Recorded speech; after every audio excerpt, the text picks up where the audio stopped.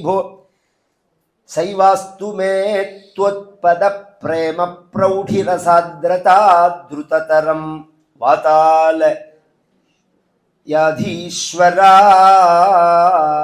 அது எப்பேற்பட்டது அப்படின்னா பிரேம பிரௌಢி ரசாத்ரதா.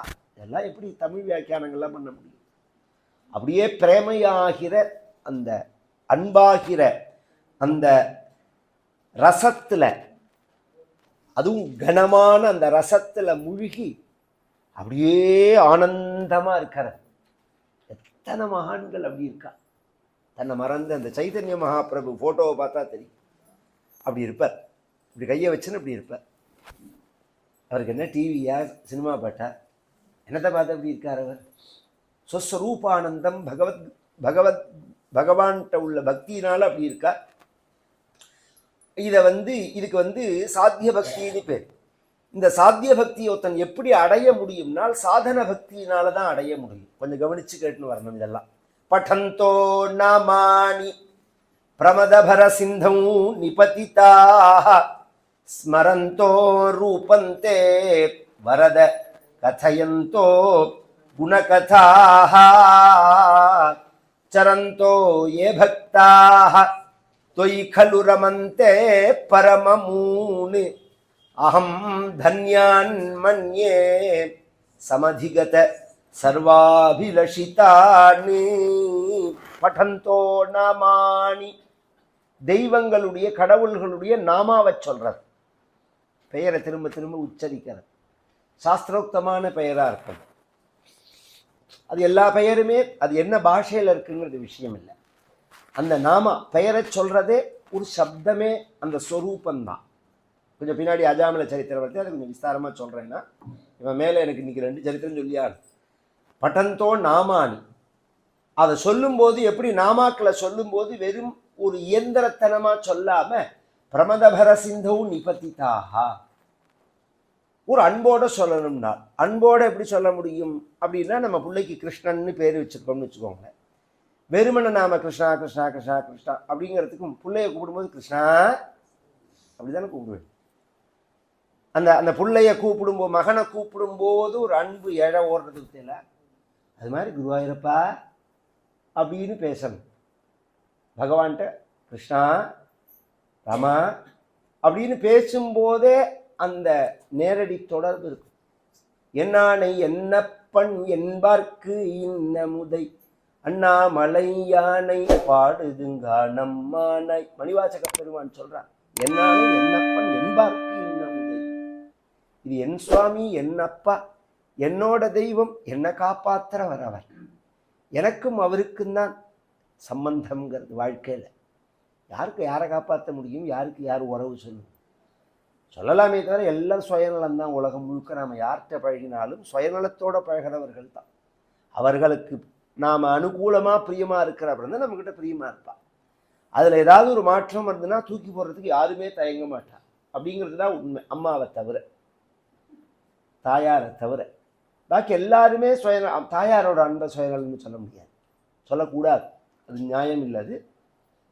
பாக்கி எல்லா அன்பும் சுயநலம். அப்பா அன்பெல்லாம் கூட சுயநலம் தான், சுயநலமான அன்பு தான். இதை பகவானுக்கு நமக்கு தான் நித்திய சம்பந்தம். நமக்கு நம்மளை ரட்சிக்கிறவன் பகவான் தான். அந்த ஒரு பிரேமையோட பிரமதபர சிந்தோ நிபதிதாக ஸ்மரந்தோ ரூபந்தே. ஒரு சப்தத்தை சொல்லும்போது ஒரு ரூப ஞாபகம் வரணுமோ, ஒரு பொருள், ஒரு வார்த்தைக்கு ஒரு பொருள் உண்டோ. இப்போ நான் குழந்தை அப்படின்னு உடனே குழந்தை உருவம் மனசில் நமக்கு ஞாபகம் வருது பற்றில, அல்லது குழந்தைய பார்த்த உடனே நமக்கு குழந்தைங்கிற அந்த சப்தம் ஞாபகம் வருது பற்றில, கவனித்து கேட்கணும். அப்போ கிருஷ்ணாங்கும் போது கிருஷ்ணனுடைய ரூப ஞாபகம் ஏன் வரமாட்டேங்கிறது? வரணுமா வேண்டாமா? அது அந்த ரூபம் வரணும் மனசுல. ஸ்மரந்தோ ரூபந்தே வரத கதையந்தோ குணகதாக. இந்த ஒரு ஸ்மரணையோட பகவானுடைய சரித்திரங்களை சொல்லி கேட்டு சரந்தோ ஏ பக்தாக. இன்னைக்கு இங்கே நடந்ததா? வால்மீகி நகரில் நடக்கிறது, நாளைக்கு ரத்னகிரீஸ்வரர் கோவிலில் நடக்கிறது, நாளைக்கு பத்மநாப சுவாமி கோவிலில் நடக்கிறது. அப்படின்னா போகணும். நான் இங்கே கேட்டாச்சு சார் அப்படின்னு சொல்ல முடியுமா? இல்லை வாழ்க்கையில் ஒரு தடவை நான் பாகவதம் சொல்லிட்டேன், ஒரு தடவை பாராயணம் பண்ணிவிட்டேன், ஒரு தடவை சப்தாகம் பண்ணிவிட்டேன்னு யாராவது நிறுத்திக்கிறோமா? அதோட ஒரு தடவை இன்றைக்கி சாப்பிட்டாச்சுன்னு முடிச்சுக்கிறோமா? என்ன சாப்பிட்டு முடித்த உடனே அடுத்ததை ஏதோ தூங்குறான். அதெல்லாம் நிற்கிறதா என்ன? அப்படிலாம் நிற்கலையே. அதெல்லாம் பிடிச்சிருக்கணும் நமக்கு. அது மாதிரி கேட்டுட்டே இருக்கணும். திரும்ப திரும்ப திரும்ப பகவத் குணங்களை பகவத் குணங்களாக கேட்கணும், வம்பாக கேட்கக்கூடாது. இந்த ப்ராப்ளமே இப்போ சமீப காலங்களில் நான் கவனிச்சுன்னு வரதே அதில் பிரச்சனையே அதுதான். எல்லா கதையும் பேசுகிறா, பகவானை பற்றி பேச மாட்டேங்கிறான். பகவத் குணங்கள் குறையறது. மெசேஜ் மட்டும் அவசியம் இல்லை, தர்மங்களை சொன்னெல்லாம் அது விஷயம் வேற.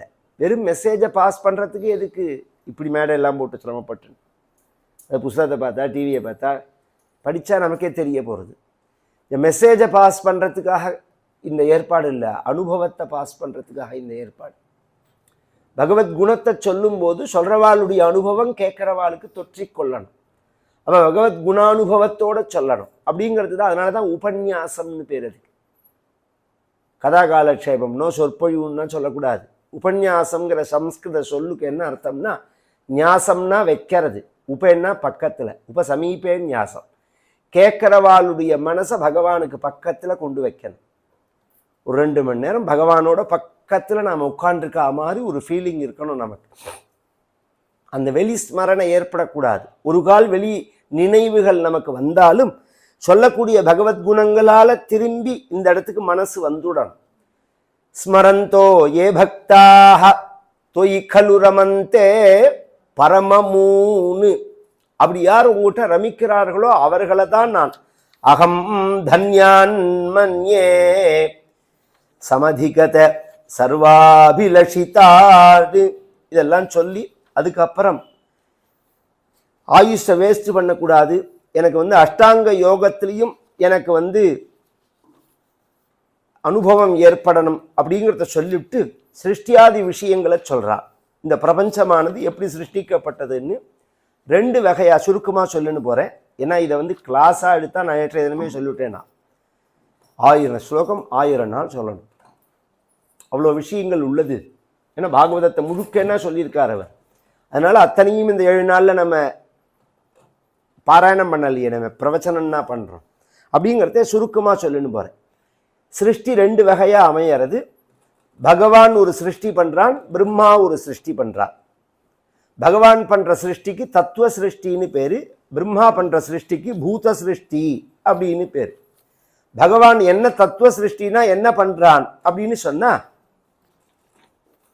பகவான் ஒருவனே இருந்தான், அவன் யோக நித்ரையில் இருந்தான். யோக நித்ரையில் இருக்கக்கூடிய பகவான் யோக நித்ரையிலேருந்து வெளிப்பட்டார். அந்த சக்தியானது வெளிப்படுறது, அதுதான் பிரகிருதி, மாய இப்படிலாம் சொல்கிறோம். அவ்யக்தம் அப்படின்லாம் பெயர். அதுலேருந்து மகத்து அப்படிங்கிற தத்துவம் ஏற்படுறது. மகத்து அப்படிங்கன்னா அறிவுன்னு அர்த்தம். அதுதான் பிரம்மாவனுடைய வடிவம். அதுலேருந்து அகங்காரம் வர்றது.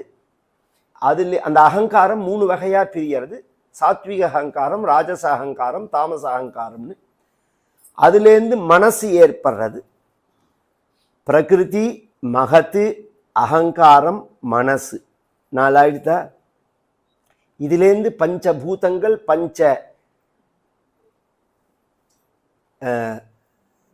சூக்ஷ்மங்களான ரசங்கள். ஒவ்வொரு பூதத்துக்கு ஒவ்வொரு சூக்ஷ்ம வடிவம் உண்டு. ஆகாசத்தினுடைய சூக்ஷ்மம் எதுன்னா சப்தம். சப்தத்தோட வெளிப்பாடு தான் ஆகாசங்கிறது.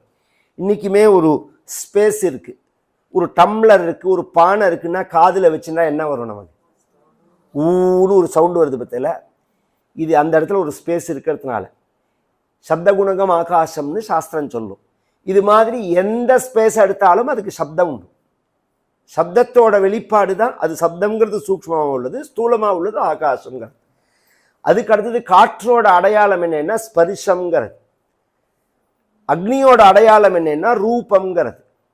ஜலத்தோட அடையாளம் என்னன்னா ரசம்ங்கிறது. பூமியோட அடையாளம் எதுன்னா கந்தம்ங்கிறது. பஞ்சபூதங்கள், பஞ்ச தன்மாத்திரைகள். பஞ்சபூதங்கள் ஆகாசம், வாயு, அக்னி, ஜலம், பிருத்திவிங்கிறது. பஞ்ச தன்மாத்திரைகள் சப்தஸ்பரிச ரூபரச கந்தம் அப்படிங்கிறது. இது பத்தாச்சா? இதை உணர்றதுக்கு ஞானேந்திரியங்கள் அப்படின்னு 5.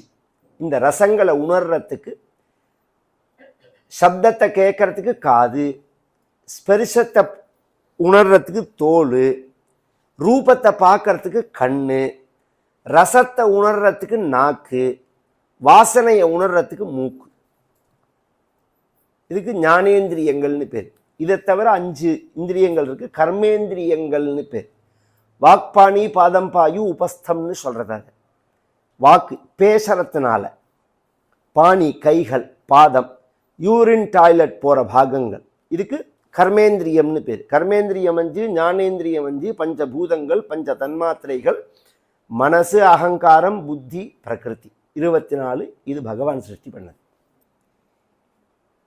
இத பிரம்மாட்ட பகவானுடைய தொப்புள்ள வந்தார் பிரம்மான்னு சொல்றோம் பத்தியில.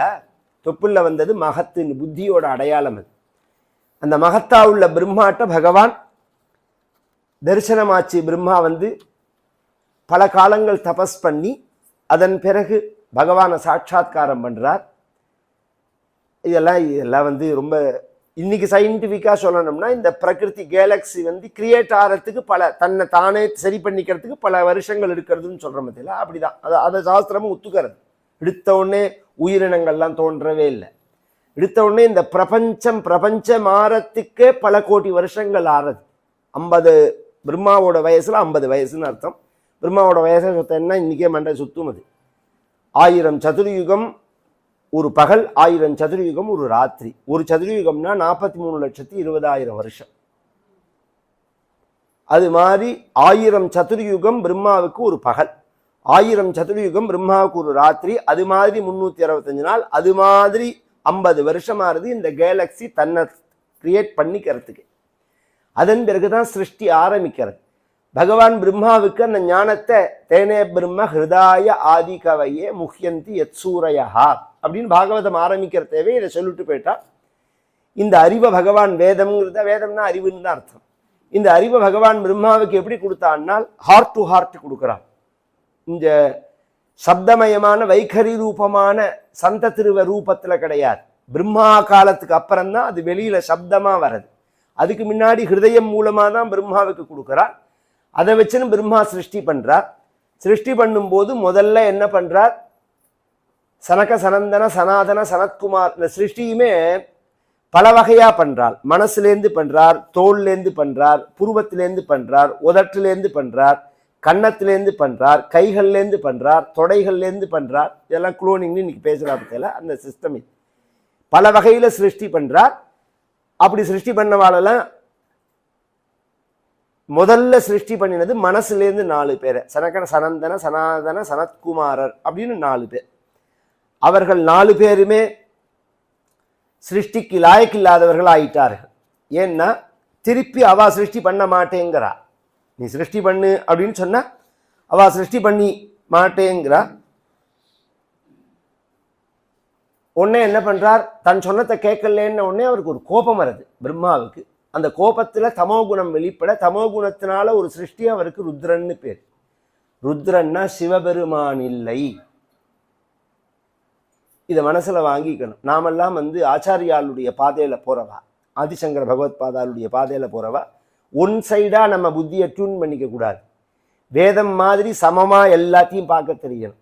நீங்க விஷ்ணு பக்தன் சிவபக்தன்கிறதெல்லாம் தனி விஷயம், ஞானம்ங்கிறது தனி விஷயம். நான் விஷ்ணு பக்திங்க இப்போ எப்படி கிறிஸ்துவன் வந்து அவனோட அந்த காலத்துக்குள்ள எல்லாத்தையும் கொண்டு வரணும்னு சொல்றாம தெரியல. இந்த 3000 வருஷத்துக்குள்ளேயே எல்லாத்தையும் கொண்டு வந்துடணும். நீங்க 7000 வருஷத்துல ராமர் பிறந்ததுன்னு சொன்னாலும் ஒத்துக்க மாட்டான்.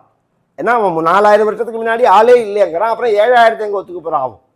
அவன் என்ன சொன்னாலுமே ஒத்துக்க போறது இல்லை. அப்புறம் அவனை ஒத்துக்கணும், நாமே சிரமப்படணும். நம்ம சாஸ்திரத்தை நாமே ஃபாலோ பண்ணிட்டு போலாமே. அது மாதிரி சில மூடமான மூர்க்கமான ஒரு விஷயங்கள் எல்லாம் பின்பற்றுபவர்களை பத்தி நாம பேசல. இங்க சாஸ்திரத்தை அங்கீகாரம் பண்ணணும். வேதம்தான் ஃபர்ஸ்ட், புராணங்கள்லாம் அப்புறம்தான். வேதத்தை அடுத்துட்டா அதுல சிவபெருமானுக்கும் முதலிடம் இருக்கு, விஷ்ணுவுக்கும் முதலிடம் இருக்கு, அக்னிக்கும் முதலிடம் இருக்கு, எல்லாத்துக்கும் மேல பிரம்மன் தான். அங்கான்யன்யா தேவதான்னு பரமாத்மாவை தான் சொல்றது வேதம் அப்படிங்கிறது தான். அப்ப இங்க பிரம்மா சிருஷ்டி பண்ணது சிவபெருமானில ருத்ரர்னு பேர். ருத்ரர் எப்படின்னா சஹஸ்ராணி சஹஸ்ரசோவே ருத்ரா அதிபூமியாம் அப்படின்னு வேதமே சொல்றதும். ருத்ரர் ஒருத்தர் 2 பேர் இல்லை, ஆயிரக்கணக்கில் இருக்கார்கள். அந்த ருத்ர சிருஷ்டி பண்ணுன்னா அவர் பாட்டுக்கு தாறுமாறா சிருஷ்டி பண்ண அது என்ன ஆயிடுத்துன்னா, இந்த கிராமத்தில் ஒரு பழக்கம் உண்டு, அரை பணம் கொடுத்து ஆற சொன்னா, ஒரு பணம் கொடுத்து ஓய சொன்னான்.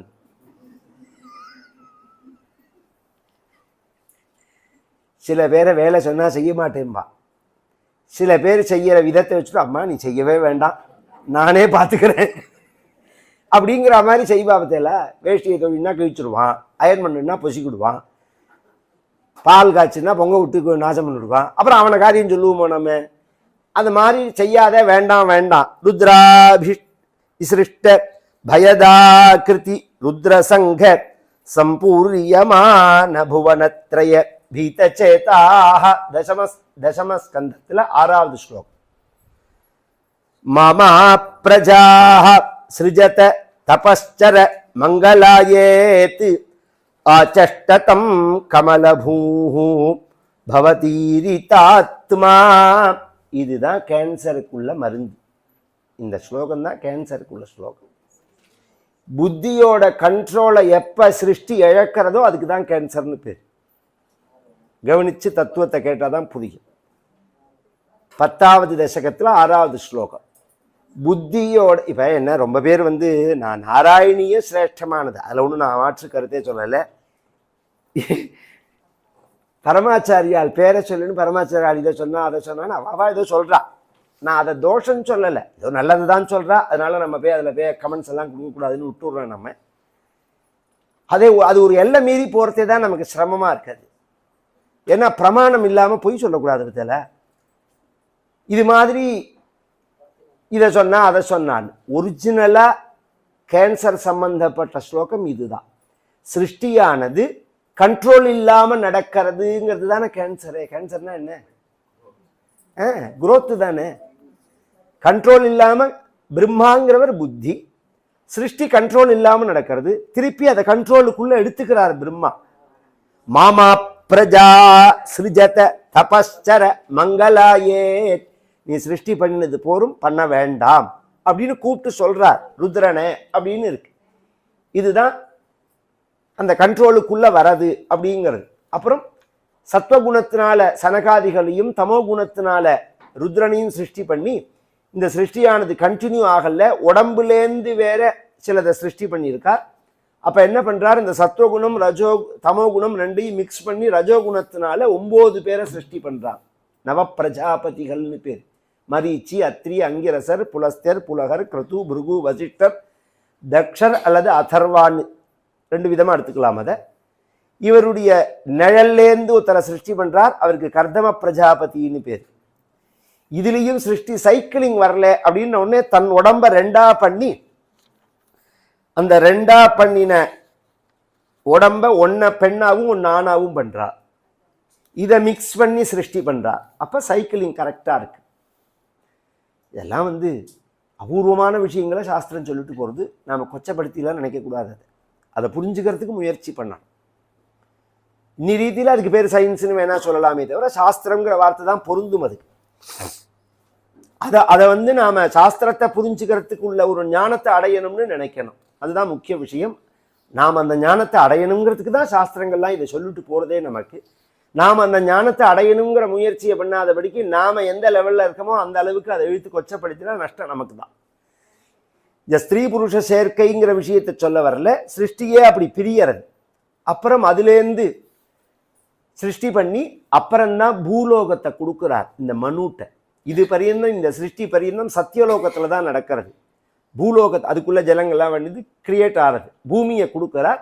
பூமி முதல் ராஜாவை ஆகும்போது சுவாயம்புவ மனு திடீர்னு ஒரு நாளைக்கு பார்த்தா பூமி இதுக்குள்ள சிருஷ்டி அங்கங்க அப்படி ஒருத்தருக்கு ஒருத்தர் சம்பந்தம் பண்ணிட்டு சுவாயம்புவமனுக்கு 3 பெண்ணு 2 பையன், ஆக்கூத்தி, தேவகூத்தி, பிரசூத்தி, பிரியவர்தன், உத்தானபாதர்னு இதில் சிருஷ்டி விருத்தியாகி அங்கங்கே இயக்கங்கள் ஆரம்பிக்கிற சமயத்தில் ஒரு நாளைக்கு பூமியை காணும்னு ஒன்று சுவாயம்புவ மனு பிரம்மாட்ட சொல்ல, ஸ்வயம்புவோ மனுரதோ ஜனசர்கசீலா திருஷ்ட்வா மஹீம சமயே சலிலே நிமக்னன் சிருஷ்டாரமாபசரணம் பவதங்கிரி சேவாத் துஷ்டாசயம் முனிஜனை சக சத்யலோகே.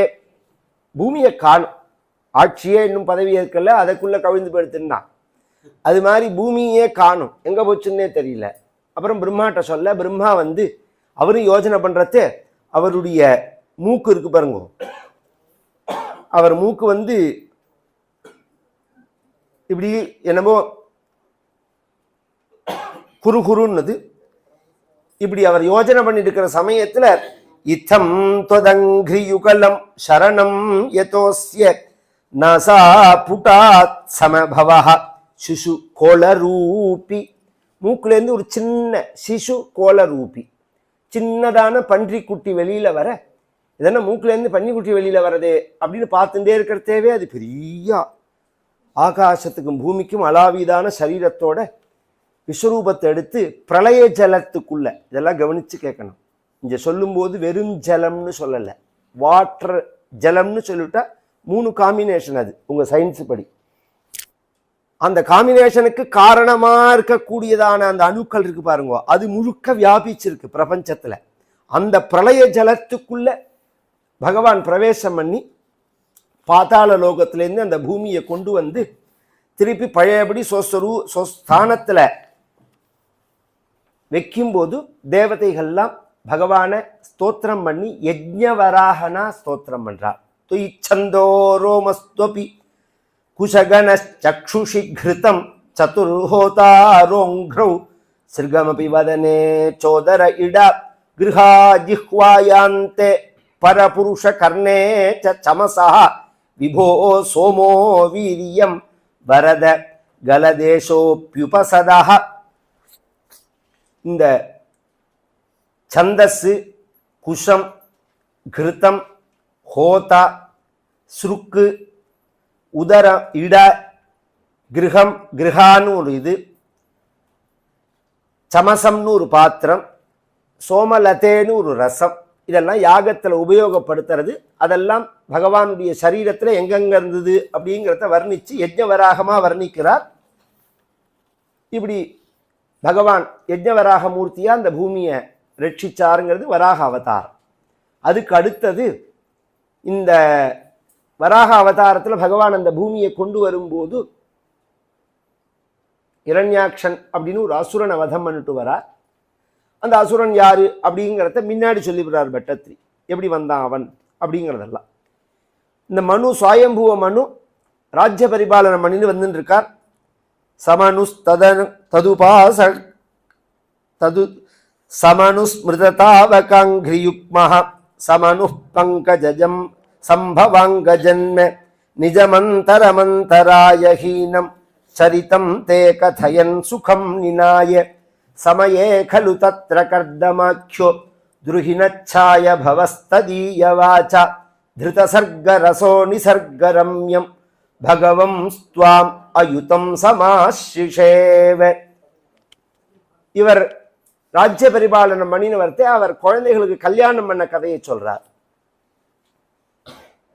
மூத்த பெண்ணுக்கு ஆக்கூத்தின்னு பேரு, ருச்சிங்கிற மகர்ஷி கல்யாணம் பண்ணி கொடுத்தார். 2வது பெண்ணுக்கு தேவகூத்தின்னு பேரு. அந்த பெண்ணுக்கு கல்யாணம் பண்ணணுங்கிறது கர்தமர்னு ஒருத்தர் பகவான் பிரம்மாவோட நிழல்லேருந்து வந்தார்னு சொன்னேன். அவர் 10,000 வருஷம் அயுதம் சமாசிஷேவே 10,000 வருஷம் பகவானை குறித்து தபஸ் பண்ணினார். அந்த கர்தமர் பகவான் அவருக்கு பிரத்யட்சமாயி அந்த கர்தமருடைய பக்தியை பார்த்துட்டு பகவானுடைய நேத்திரத்திலேருந்து ஜலம் வந்த இடத்துக்கு பிந்து சரஸ்ன்னு பேர். இன்னைக்கும் நைமிசாரண்யத்தில் இருக்குது. நைமிசாரண்யத்தில் போனேன்னா ஒரு குளம் இருக்கும், பிந்து சரஸ் அப்படின்னு பேர். பகவான் கண்ணிலேந்து வந்த ஜலம் அது. கர்தமரோட பக்தியை பார்த்துட்டு பகவான் கர்தமருக்கு உத்தரவு போடுறான், நீ தேவகியை கல்யாணம் பண்ணிக்கோ. மனு கல்யாணம் பண்ணி கொடுப்பார். நீங்கள் 2 பேரும் கல்யாணம் பண்ணிட்டேன்னா உங்கள் 2 பேருக்கும் நான் குழந்தையா பிறக்கிறேன்னு ஆசை வேற காமிக்கிறான். ஆஃபர் பண்ணுறா பத்தியா, டிசம்பர் கிறிஸ்மஸ் வந்துட்டு ஒரே ஆஃபர் மயமாக இருக்கும் எல்லாம். இதை பகவானே சொல்கிறான். அவர் ஏன்னா அவர் ஏன் அவருக்கு ஆஃபர் பண்ணுறாருன்னா, அவர் பகவான் கர்தமர் ஞானத்தை அபேட்சித்து தான் தபஸ் பண்ணது. அவர் கல்யாணம் வேணும்னு தபஸ் பண்ணவே இல்லை, அவர் மோட்சம் வேணும்னு தான் தபஸ் பண்ணா. சிருஷ்டி ஆன சமயம் இது. அப்போ சைக்கிளிங் இருக்கணும், எல்லாரும் மொட்டை அடிச்சுன்னு போனால் அப்புறம் ஜனங்கள் எப்படி இருப்பா? இந்த இயக்கம் நடக்க வேண்டாமா? அந்த பக்குவம் வந்தவா போகலாம், பக்குவம் இல்லை. இப்போ ஒரு காலத்தில் எப்படின்னா பழுத்து பழம் கீழே விழும், அது நியாயம். சமமாக பழுத்தது அரக்கா முக்காக்கா காக்கா எல்லாத்தையும் போட்டு ஒரே தெரியா மேலே ஒரு ஸ்ப்ரேயை பண்ணால் அதுவும் பழுத்து தான் போகிறது. அது மாதிரி எல்லாத்தையும் உட்காத்தி வச்சு ஞானத்தை உபதேசம் பண்ணால் அந்த மாதிரி அறவேக்காடாக தான் இருக்கும். அதில் டேஸ்ட் இருக்காது, அதுவாக பழுத்து வரணும். அது அந்த மாதிரி ஒரு முறையை தான் சாஸ்திரம் அங்கீகாரம் பண்ணுறது. அது தானாகவே ஆசிரமாத்து ஆசிரமங்கச்சேத்து அப்படின்னு சாஸ்திரம் சொல்கிறது. இவரை கல்யாணம் பண்ணிக்க சொல்ல மனுவும் வரா. நாரதருடைய கைடன்ஸில் அந்த காலத்துலலாம் ஒரு புள்ள பொண்ணெல்லாம் எடுத்த உடனே நாமளாக பார்த்தெல்லாம் தீர்மானம் பண்ண மாட்டா, 10 பேர்கிட்ட விசாரிப்பா. இந்த புள்ள இருக்கான்னு சொன்னால் இவனை பண்ணலாமா, இது நல்ல குடும்பமா, 1000 தடவை போய் ஒரு கல்யாணத்தை பண்ணு அப்படின்னு சாஸ்திரம். அதை அப்படியே திருப்பி நமக்கு சௌரியமாக 1000 போய் சொல்லி ஒரு கல்யாணம் பண்ணுன்னு மாற்றிட்டோம். 1000 தடவை போய் 1000 தடவை போகணும். அப்போ தான் அவர்களை பற்றி நமக்கு முழுசாக தெரியும். திடுதிப்புன்னு கல்யாணத்தை பண்ணால் பின்னாடி பெருசாக குண்டு குண்டாக வெடிக்கும் பிரச்சனை. தெரியாத இடத்துலலாம் பொண்ணையும் கொடுக்க மாட்டா, பிள்ளையும் பொண்ணையும் எடுக்க மாட்டா. அந்த காலத்துலலாம் வெளியூர்னாலே கொடுக்க மாட்டா. தஞ்சாவூர் ஜில்லாவுக்கு திருநெல்வேலியில் கல்யாணம் பண்ண மாட்டா. இப்படிலாம் ஒரு நியமங்கள் உண்டு. ஏன் அப்படின்னா அது நம்ம ஒரு செக்யூரிட்டி தானே. நம்ம ஜாக்கிரதையாக குழந்தைகளை பார்த்துக்கணும், நம்ம பாட்டுக்கு இஷ்டத்துக்கு கல்யாணம் பண்ணி கொடுத்துடக்கூடாது அப்படிங்கிற ஒரு பொறுப்பெல்லாம் இருந்தது. அதனால அப்படிலாம் நடந்துட்டார்கள். இந்த நாரதர் தான் சொல்றார். நாரதர் வந்து சொன்னதுனால கல்யாணம் பண்ணி கொடுக்கிறார். இவர் எப்பேற்பட்டவள் இந்த பெண் அப்படின்னு சொன்னா, மனுநோபகிருதாஞ்ச தேவஹூதிம் தருணீ ரத்னமவாப்ய கர்தமோசௌ பவதர்ச்சனநிர்வృతோபி தஸ்யாம் திருடசுஸ்ரூஷணயா ததௌ பிரசாதம். மனுநோபகிருதாஞ்ச தேவஹூதிம் தருணீ ரத்னம்ங்கிறார். இங்க ஸ்திரீ ரத்னம்ங்கிறார். பெண்கள் தான் கண்கள். சும்மா அந்த உபச்சார வார்த்தைகள்லாம் சொல்லலை. நம்ம தேசம் மாதிரி பெண்களை கண்ணியமாக நடத்தின தேசம் கிடையாது. பெண்களை போக பொருளாக பார்க்கறதே இப்போதான். நாங்கள்லாம் பெண்கள் இல்லையா, போகலுக்கு தானாங்கிறான். அப்புறம் எதுக்குடா பைக்கு விளம்பரத்துக்கு பொம்மநாட்டி படத்தை போடுறேன்? ஒரு பைக்கு விற்கிறதுக்கு பொம்மநாட்டி படத்துக்கும் பைக்குக்கும் என்ன சம்பந்தம்? அரை நிர்வாணமாக ஏன் போடுற? அப்போ நீ தான் கொச்சப்படுத்துகிற. நாங்கள்லாம் கண்ணியமாக தான் நடத்துகிறோம். நாங்கள் ஏன் கட்டுப்பாடுகளை சொன்னோம்னா, அதுக்கு உதாரணம் சொல்லணும்னா, இந்த கட்டுப்பாடு 2 விதமாக சொல்லலாம். ஒரு ரவுடி, ஒரு குற்றவாளி, அவனை வந்து கோர்ட்டுக்கு கொண்டு போகிறதா இருந்தால் போலீஸ் கையில் விலங்க மாற்றியோ அல்லது 4 போலீஸ்கார பக்கத்தில் நின்னோ அவனுக்கு காவலாக போவான். இதே மோடி வந்தாலும் 100 போலீஸ்காரா நிற்கிறா காவலா. ஜனாதிபதி வந்தாலோ பிஎம் வந்தாலோ சிஎம் வந்தாலோ 100 பேர் நிற்கிறா. இந்த காவலும் அந்த காவலும் ஒண்ணு அப்படி கிடையாது. அவனுக்கு காவல் அவன் தப்பிச்சு வேறக்கூடாதுங்கிறதுக்காக, இவர்களுக்கு காவல் இவர்களுக்கு ஒன்றும் பாதிப்பு வரக்கூடாதுங்கிறதுக்காக. இதுலேயுமே நமக்கு எப்போ இந்த செக்யூரிட்டி, அது அந்த அந்த உணர்ச்சி நமக்கு பாதுகாக்கணுங்கிற உணர்வு எப்போ ஜாஸ்தி ஆச்சுன்னா இஸ்லாமிய படையெடுப்புக்கு அப்புறம்தான். உண்மையை சொல்லணும்னா அவர்கள் வந்து ஒரு 800-900 வருஷம் முன்னாடி ஏற்பட்ட விஷயம் அது. அவர்கள் இந்த படையெடுத்து வந்தபோது முதல்ல அவ கை வச்சது 2 விஷயத்துல தான். ஒன்று கோவிலை உடைப்பா, ஹிந்து பெண்களை தூக்கின்னு போயிடுவாவா. கல்யாணம் ஆச்சு ஆகலாம் கணக்கே கிடையாது, அவளுக்கு தூக்கின்னு போயிடுவார்கள். இவர்களை பாதுகாக்கணும் அப்படிங்கிறதுனால தான் இன்றைக்கும் நார்த் இந்தியா தான் ரொம்ப பாதிக்கப்பட்டது. அதனால தான் அவள் தாலி கூட போட்டுக்க மாட்டான். தாலி போட்டுட்டா தெரிஞ்சு போயிடும் அப்படிலாம் ஒரு பயம் உண்டு அவளுக்கெல்லாம். அதுவும் கல்யாணமானவாளை தான் குறி வச்சு அவன் தூக்குவான் நாசம் பண்ணணுங்கிறதுக்காக. அதுவும் பார்த்தேன்னா ஒரு கோவிலோ ஒரு வீடோ பார்த்தேன்னா சுலபமாக உள்ளே போயிட்டு வராதபடிக்கு சந்து சந்தா இருக்கும். ஏன் சந்து சந்தா இருக்குன்னா செக்யூரிட்டிக்காக தான், பாதுகாப்பாக இருக்கணும் அப்படிங்கிறதுக்காக தான். அது மாதிரியான ஒரு உணர்வோடு நாம் வாழ்ந்து வாழ்ந்து அதை நாம் ஃபாலோ பண்ணுற மாதிரி ஆயிடுத்தே தவிர, குழந்தைகளை பெண் குழந்தைகளை நாம் வந்து கண்ணியமாக தான் நடத்தினோம், நடத்தணும்னு சாஸ்திரங்கள் சொல்கிறது. அதே சமயம் இன்றைக்கு சொல்றமே இந்த சுதந்திரம், இப்படி கண்மூடித்தனமான சுதந்திரத்தையும் நாம் அங்கீகாரம் பண்றது கிடையாது. அதுக்கு எல்லாத்துக்குமே ஒரு எல்லை உண்டு.